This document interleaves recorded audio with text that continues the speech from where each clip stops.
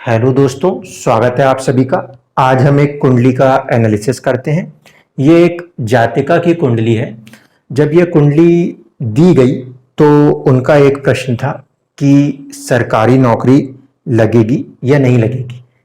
उम्र भी कोई ज़्यादा नहीं, 20 या 21 साल के आसपास होगी। और जो डिटर्मिनेशन आपको साफ साफ दिखाई दे रहा है कि उस उम्र में जहाँ पे लोग दूसरी चीज़ों में अपने आप को इन्वॉल्व कर देते हैं, वहाँ पे ये जातिका जो है बिल्कुल डिटरमाइंड है उस चीज़ को मुझे हासिल करना है।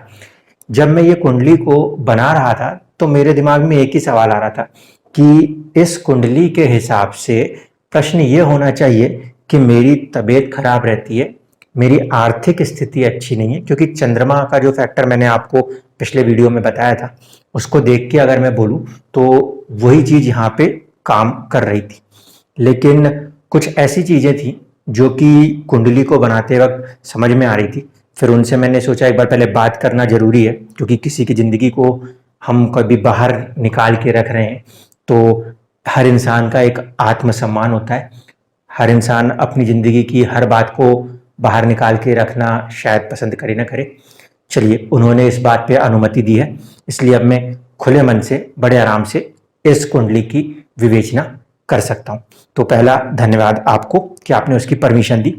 और लोगों को भी अब मैं यहाँ पे कहूँगा कि भाई आप लोग बहुत सारे लोगों को सुनते हैं कि साहब यहाँ ग्रह बैठा है, वहाँ ग्रह बैठा है, आप इतना खुश हो जाते हो कि वाह क्या बात है, और आप उसको बिल्कुल मानने लगते हो।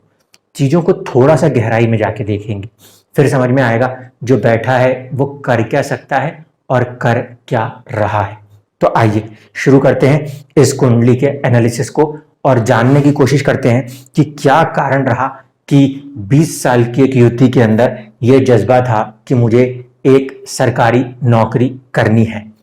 सबसे पहली चीज तो ये होता है, मैंने आपको समझाया था कि चंद्रमा का जो नक्षत्र स्वामी है ना, वो एक तरीके से बीज की जड़ होता है।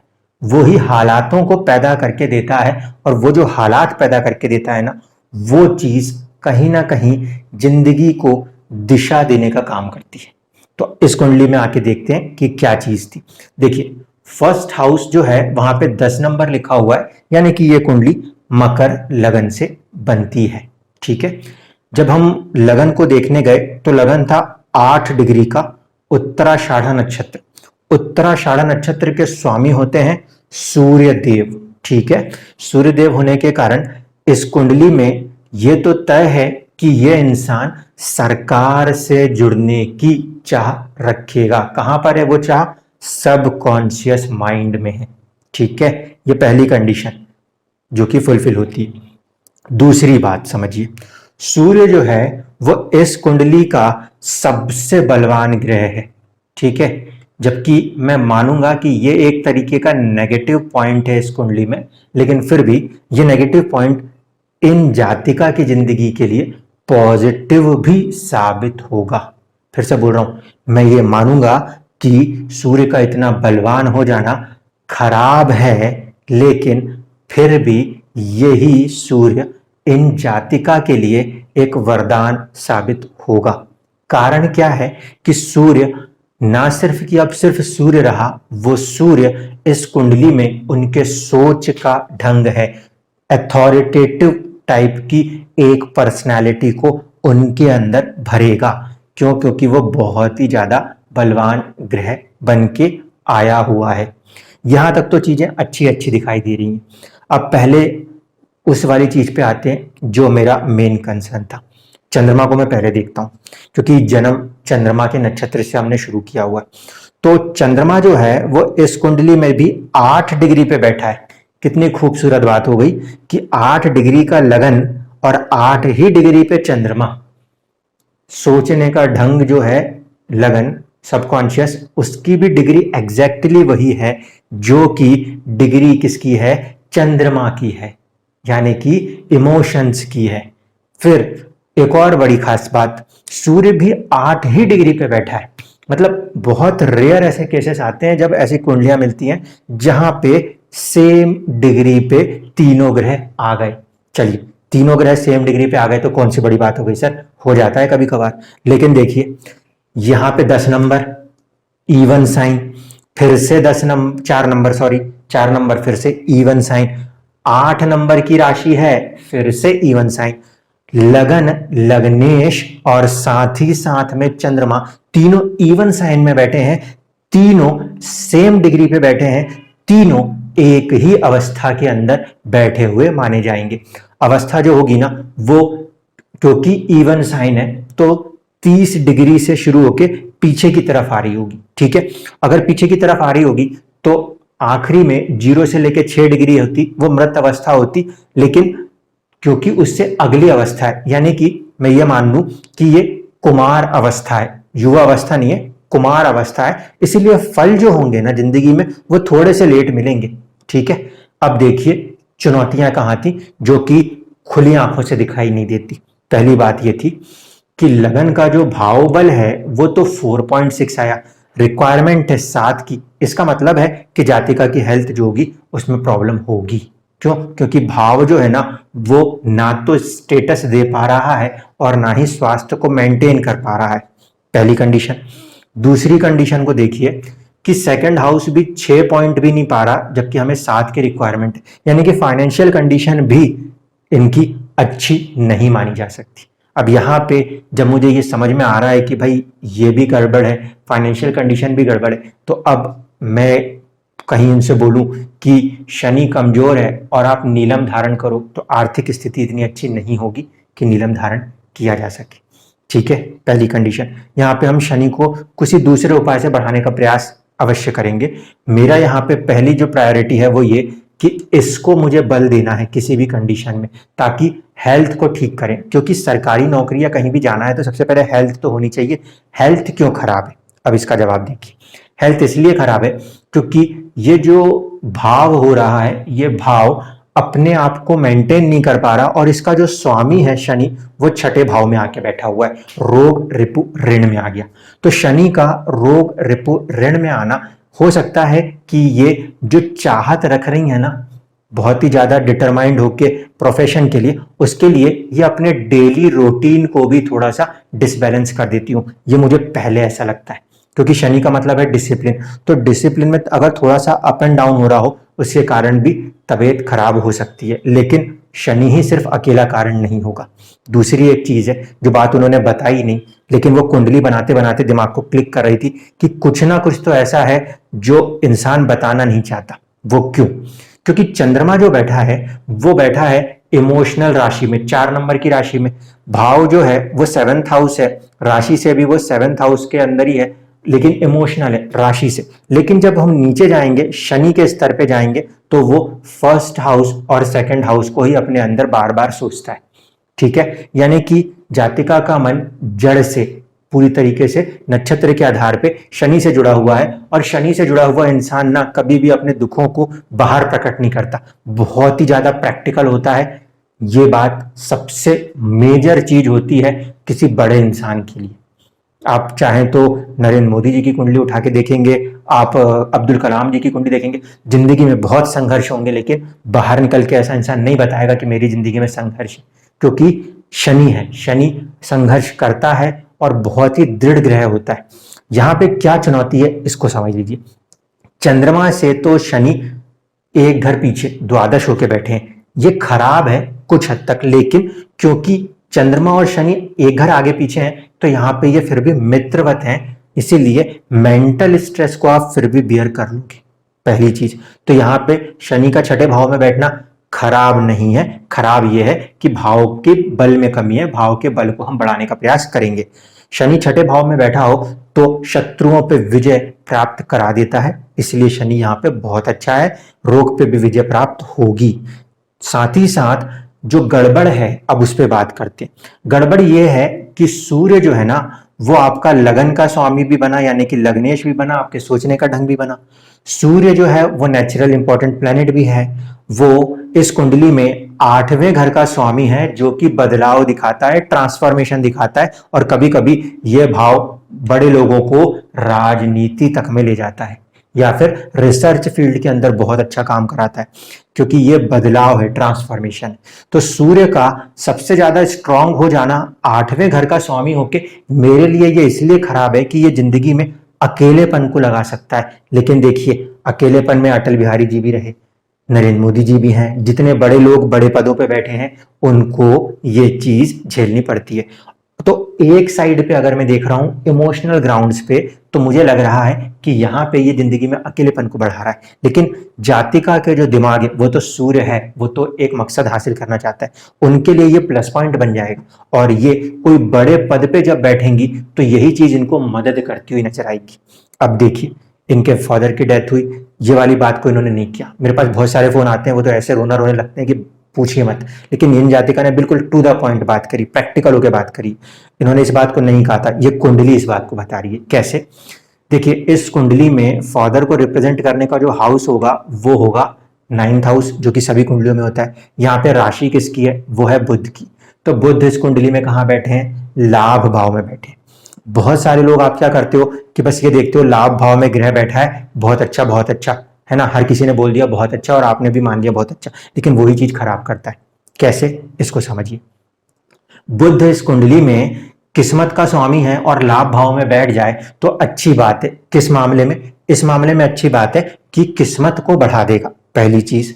दूसरी चीज को देखिए, बुध इस कुंडली में 6ठे भाव का, संघर्ष भाव का स्वामी है, इसीलिए अगर वो लाभ भाव में बैठ गया ना तो जिंदगी में संघर्ष को भी बढ़ा देगा। और 6ठे भाव का स्वामी जहां जाके बैठ जाता है वहां चुनौती लगा देता है, तो यहाँ पे कहीं ना कहीं फेम को आने में संघर्ष करा देगा, अर्निंग्स के लिए संघर्ष कराएगा ये बुध। लेकिन बुध जो है वो कहीं ना कहीं 11th हाउस का मिड पॉइंट लॉर्ड भी है, इसीलिए गेन्स को तो दे देगा। वहां की वो आत्मा है, आत्मा अगर उस भाव में मिली है तो भाव को बल तो मिल जाएगा। इसीलिए मैं यहाँ पे बेफिक्र हूं कि ये एक कंडीशन को तो फुलफिल करेगा, लाभ तो देगा। इसने नुकसान किया है फादर का। कैसे?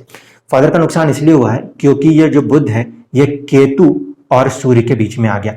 केतु है यहाँ पे 15 डिग्री 5 मिनट का और ये 15 डिग्री 2 मिनट पे, बहुत ही पास पास में आ गए हैं। और इतना पास में आने के कारण बुध जो है वो सूर्य और केतु के बीच में आया।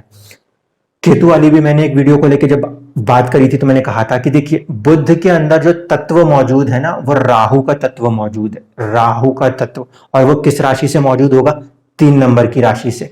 अभी इनकी चाहत क्या है? मैं सर्विस करूं, मैं सर्विस करूं, ठीक है, सरकार की सर्विस करूं, क्योंकि सूर्य पूरी तरीके से एडमेंट है। जब ये सर्विस वाला तत्व धीरे धीरे धीरे धीरे करके खत्म करेगा ना, तो इसके बाद ये सर्विस से हटा के किसी बड़े पद प्राप्ति या बड़े बिजनेस की तरफ आगे बढ़ा देगा। क्यों होगा? क्योंकि नवमांश में जो ये लगन बन के आया है ये तीसरे भाव से आया है। तीसरा भाव का मतलब है पराक्रम। पराक्रम जो है या तो बड़े पदों पे देखने को मिलता है या फिर व्यापार में देखने को मिलता है।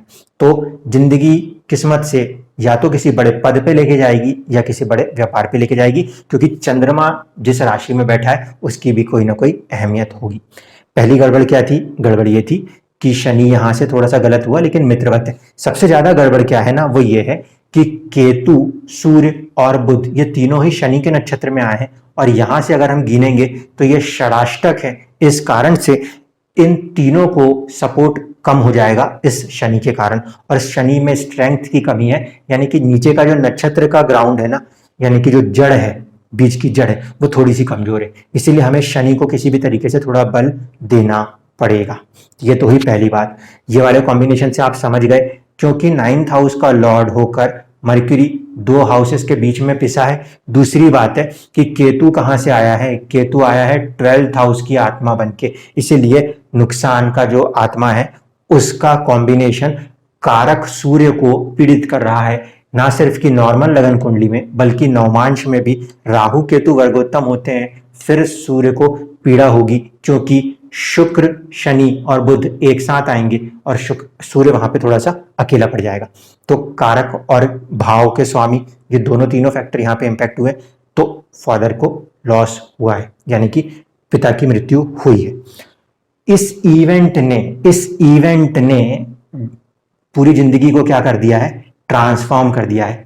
अष्टम भाव बदलाव कर दिया है, एक दिशा दे दी है कि भाई मेरे घर में ये चुनौतियां हैं और इसे हल करने का एक जरिया है, वो है सूर्य। सूर्य मतलब सरकार, और सरकार के साथ ये है शनि कहाँ बैठा है, सर्विस में, इसीलिए सरकारी सर्विस। ये आपके दिमाग में हमेशा घूमता है और इतना घूमता है तो ये आप हासिल भी करोगे, क्योंकि ना सिर्फ की लगन से बल्कि सूर्य से और चंद्रमा से एक ही चीज अगर घूम रही हो और तीनों शक्तियां अगर एक ही चीज को मिला के दे रही हो तो कुछ बड़ा तो देंगी। अब बात है कि इसमें क्या योग बनेंगे, क्या दुर्योग बनेंगे। क्या गुरु और चंद्रमा को देख के मुझे योग मानना चाहिए कि नहीं मानना चाहिए? ठीक है, तो देखिए गुरु जो है वो इस कुंडली के अंदर एक तो 12th हाउस के लॉर्ड है। 12th हाउस का लॉर्ड होने के कारण उनके पास एक नैसर्गिक रूप से एक जिम्मेदारी है कि भाई नुकसान करना है, ठीक है, या मानसिक परेशानियां देनी है। क्योंकि ये चंद्रमा के साथ बैठे हैं तो थोड़ी सी परेशानियां ट्रांसफर होंगी, नो डाउट, नो डाउट। लेकिन कंडीशन क्या आएगी उसको समझिए। कंडीशन ये आएगी कि ये गुरु जो है ना, ये आत्मा कहाँ की है, आपके 10th हाउस की। और ये 10th हाउस की आत्मा 5th हाउस और 9th हाउस की आत्मा के साथ यदि मिलन कर रही है तो आपको या तो पद प्राप्ति या तो किसी बिजनेस में बहुत ऊपर उठाएगा। ये योग शुरुआत में प्रभाव इसका कर रहा है, लेकिन अंदरूनी तौर पे आत्मा बनके ये 10th हाउस और 9th और 5th हाउस का कॉम्बिनेशन वर्क कर रहा है। इस कारण से एक ग्राउंड तो क्लियर है कि कुछ भी आपका होगा बहुत बड़े पद की तरफ होगा। अब बात है शुक्र और मंगल की युति। मंगल जो है वो इस कुंडली में 4th हाउस मदर को रिप्रेजेंट करेंगे और लाभ भाव को भी रिप्रेजेंट करेंगे। मंगल में एक गड़बड़ आ जाएगी। मंगल में गड़बड़ ये आ जाएगी कि केतु की राशि के स्वामी है मंगल, इसलिए इसमें पृथकतावादी ग्रह हो गए और 10th हाउस भी फादर को रिप्रेजेंट करता है, स्टेटस को रिप्रेजेंट करता है, तो वो उसका नुकसान हुआ। दूसरी चीज थी शुक्र 8वें घर से 4थे घर से, दोनों ही घरों की मिड पॉइंट को लिए हुए थे, तो अष्टम का भी कुछ ना कुछ आत्मा बन के ये प्रभाव हुआ है, इसलिए ये इंपैक्ट देखने को मिला है। ये इंपैक्ट ट्रांसफॉर्मेशन किस में आया है, पूरे के पूरे फैमिली के अंदर आया है, पूरे के पूरे गेम्स के साथ आया है, क्योंकि 8वें घर की आत्मा शुक्र जो है इन भाव के स्वामी से मिलन कर गई है। तो यह था आपकी जिंदगी में पहला रीजन कि जो तूफान चल रहे हैं। ठीक है, प्रोफेशन का जवाब तो हमने वहां तक दिया। अब इसमें कुछ मेन चीजें ध्यान रख सकते हैं आप। शुक्र, शनि और ये आपका बुध, ये तीनों के तीनों किस्मत की कुंडली में कहीं ना कहीं 11th हाउस से कनेक्ट होते हैं। शुक्र इस कुंडली में आपका प्रोफेशन का स्वामी है, आपका पंचम भाव बुद्धि का स्वामी है। दूसरा, शनि इस कुंडली में पहला स्टेटस और दूसरा धन का स्वामी है, उसका लाभ भी कराना है। बुध इस कुंडली के अंदर किस्मत का स्वामी है, हाँ, बीमारी और सर्विस के घर का भी स्वामी, बीमारी और सर्विस के घर का भी स्वामी है, इसलिए सर्विस का भी लाभ कराना है। तो ये तीनों ही कहीं ना कहीं आपको लाभ जरूर कराएंगे। यहाँ पे ये भाव 7 से कम है, इसलिए मन में सुख की कमी। ये भाव 6 से भी कम है, 7 से भी कम हुआ, तो यहाँ पे धन की कुछ कमी हो रही है। पहले भाव में कमी है तो थोड़ा सा स्टेटस की कमी हो रही है। ओके, यहाँ तक चीजें ठीक है, लेकिन इसके आगे के सारे भाव जो है ना वो ठीक ठाक स्ट्रेंथ में। तो जब कोई बड़ा आदमी होता है, अब आप योगी जी को ले लीजिए, मोदी जी को ले लीजिए, ईमानदार आदमी जो होता है, जो चोरी चकारी नहीं करता, रिश्वतखोरी नहीं करता, उसके पास ज्यादा धन नहीं होता।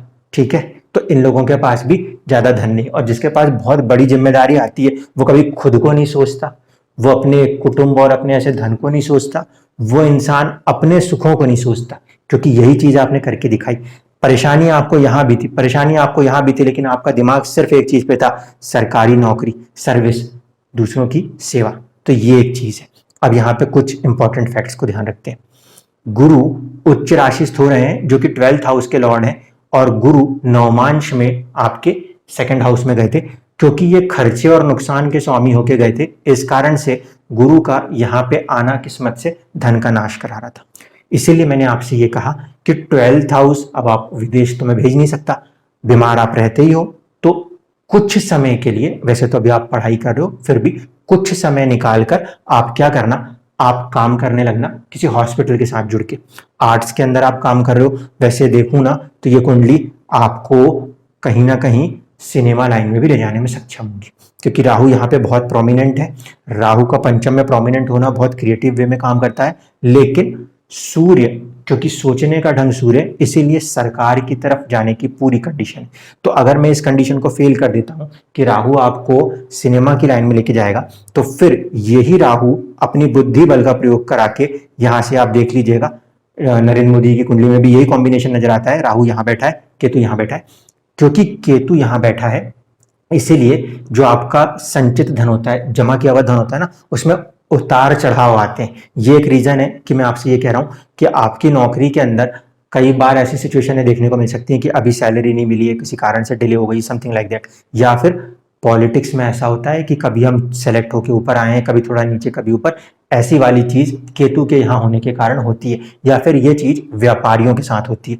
नौमांश का तीसरे भाव से लगन बनाना और बहुत बलवान हो जाना या तो व्यापार की तरफ दिखाएगा या राजनीति में भी सफलता दिखाएगा, और सर्विस के कारण ये राजनीति में सफलता दिखा देगा। शनि जो है वो वक्री है, वक्री होने के कारण यहां से इसकी जो एस्पेक्ट है वो किस्मत इसका 10th हाउस है।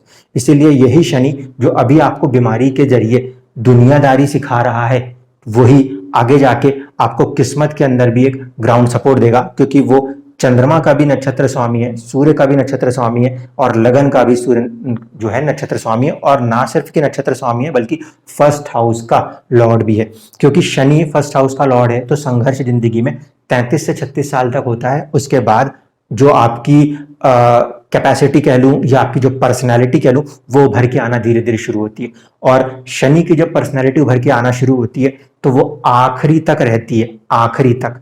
ठीक है, इसीलिए उसमें आपको डरने की जरूरत नहीं है। फटाफट से आते हैं दशमांश की कुंडली में। दशमांश की कुंडली में आए तो देखिए, लग्न कुंडली में भी मंगल यही है, नौमांश में भी मंगल यही है, दशमांश में भी मंगल यही है। Mangal is executive post planet, so executive post होगी। लाभ भाव का स्वामी है मंगल, यहाँ भी लाभ भाव से कनेक्ट हो रहा होगा सब जगह से, तो वो कहीं ना कहीं आपके 10th हाउस आपको ऐसा स्टेटस देगा जिसमें आपका स्टेटस ही आपको लाभ दे देगा। शनि दशमांश की कुंडली में 7th हाउस में आ गए हैं और चंद्रमा उच्च के हो गए हैं। ऐसे स्थिति में लोगों से जुड़ के ही कार्य होगा। बहुत सारे जहां पे भीड़ हो, क्राउड हो, ऐसी किसी चीजों के साथ आपका कार्य होता हुआ नजर आएगा। सूर्य यहाँ पे किस्मत में आए हैं, जरूर ये अष्टम के स्वामी हैं, थोड़ी सी लेट होंगी, थोड़ी सी चुनौतियां जरूर देंगे, लेकिन फिर भी अच्छा रिजल्ट आएगा। फिर यहाँ पे देखिए कि शुक्र, केतु और बुध ये तीनों के तीनों जाके बैठे हुए हैं आपके 12th हाउस के साथ संबंध बना के। इसमें से जो शुक्र का संबंध है 12वें घर में, इसको बुरा नहीं माना जाता। इस कारण से हम ये कह सकते हैं कि आपके सर्विस में या तो विदेश का फैक्टर आएगा या फिर आपके सर्विस के अंदर कोई मानसिक स्ट्रेस, जो कि खासकर किस में होता है आप देखोगे तो बिजनेस या पॉलिटिक्स में होता है, उस कंडीशन में आ जाएगा। आपका जो ये गुरु है वो गुरु आपके दशमांश में यहां पे जाके बैठा हुआ है। इस कॉम्बिनेशन को अगर मैं देखूं तो भी मेरे को ये लगता है कि या तो आप कोई आईएएस रैंक के थ्रू आगे बढ़ते हुए जाओ और फिर जाके आप कोई कैडर से चेंज हो जाओ पॉलिटिशियन में, ऐसा कुछ बड़ा आपके साथ हो सकता है। आपको बिल्कुल अच्छे से मेहनत करनी है और कहने की जरूरत ही नहीं पड़ेगी, यू आर वेल डिटरमाइंड। ठीक है, हम आपको हेल्थ के लिए यहाँ सपोर्ट देंगे, फाइनेंशियल सपोर्ट्स के लिए आर्थिक स्थिति है बात, तो यहाँ पे जो यहाँ का सॉल्यूशन है उसको देने का प्रयास करेंगे। ठीक है, इन दो को हम यहाँ पे कनेक्ट करने की कोशिश करते हैं। आप अपने वाले डायरेक्शन में आगे बढ़ते चलो, आप आराम से सक्सेस को हासिल करोगे। यहाँ पे इस चार्ट को भी देखो, किस्मत के अंदर जो पॉइंट है ना अष्टक वर्ग में वो अच्छे हैं। ठीक है, सर्विस वाली जगह पे पॉइंट्स 24 से तो फिर भी ज्यादा हैं। ठीक है, यहाँ पे मोदी जी के में तो 24 पॉइंट के आसपास है, फिर भी सेवा की जा सकती है, क्योंकि यहाँ पे कहीं ना कहीं गुरु जो आत्मा बना है वो उच्च का हो रहा है। और लाभ के लिए भी ठीक है, आप अपने लिए वैसे भी कोई ज्यादा लाभ नहीं चाहते, इसीलिए ये फॉर्मेशन आपको सपोर्ट करता हुआ नजर आएगा। ओवरऑल कंटेक्स्ट में अगर हम बात करें तो जो दर्शक, जो जातक कुंडलियों को देखना और सीखना चाहते हैं, उनको यहां से 2-3 बातें अच्छे से समझ लेनी चाहिए। बहुत रेयर केस है जब सेम डिग्री पर चंद्रमा, सूर्य और लगन मिलते हों, फिर वो भी इवन सारी की सारी एक ही जैसी राशियों में मिले, या तो सारे ऑड में मिल जाए या तो सारे इवन में मिल जाए, जो कि यहां हो रहा है। दूसरी चीज हमेशा ध्यान रखिएगा, 11th हाउस में कोई भी ग्रह जाके बैठ जाए तो बस ये सुन के नहीं आना कि सामने वाले वीडियो में बोल दिया कि लाभ भाव में तो पापी ग्रह भी बहुत अच्छा है। भैया वो जिस भाव का स्वामी है ना उसके तत्व को भी बढ़ा देगा। जैसे कि अष्टम के स्वामी के होने के कारण सूर्य के तत्व को इतना बढ़ा दिया कि चुनौतियां खड़ी हो गई। रतन टाटा जी की कुंडली उठाइएगा, चंद्रमा है वहां पे, चंद्रमा लाभ भाव में गया तो उसके तत्व को बढ़ा दिया, वहां पे भी उन्होंने परिवार का नुकसान झेला था। ठीक है, फिर बुध किस्मत के तो चीज को बढ़ाएगा लेकिन बीमारी और जिंदगी में संघर्ष को बढ़ाएगा। पॉजिटिव साइड है कि सर्विस को बढ़ा देगा। ठीक, ये प्लस पॉइंट है। लेकिन इसको इस तरीके से भी देखना पड़ेगा कि जो आपकी अर्निंग्स है ना, इसमें बीच बीच में रुकावट आने की संभावना बन सकती है। दूसरी चीज ये कि केतु केतु किसी भाव का स्वामी तो बन नहीं सकता, क्योंकि उसके पास कोई राशि तो है नहीं, लेकिन वो आत्मा बनता है किसी ना किसी भाव की। यहाँ पे वो 12वें घर की आत्मा बन गया, इसीलिए नुकसान वाली चीज जो है उसने काम कर दिया। लेकिन यही चीज है कि अगर ये विदेश से जुड़ जाए, हॉस्पिटल से जुड़ के या चैरिटी वाले कामों के साथ जुड़ के ये काम करने लग जाएंगे, तो यही केतु लाभ देने लगेगा। क्योंकि जो बुरे भाव हैं, अगर उसकी एनर्जी आपको खींच रही है, आप उस एनर्जी में काम करने लगोगे, तो आप एक अच्छे सक्सेस की तरफ आगे बढ़ जाओगे। धन्यवाद।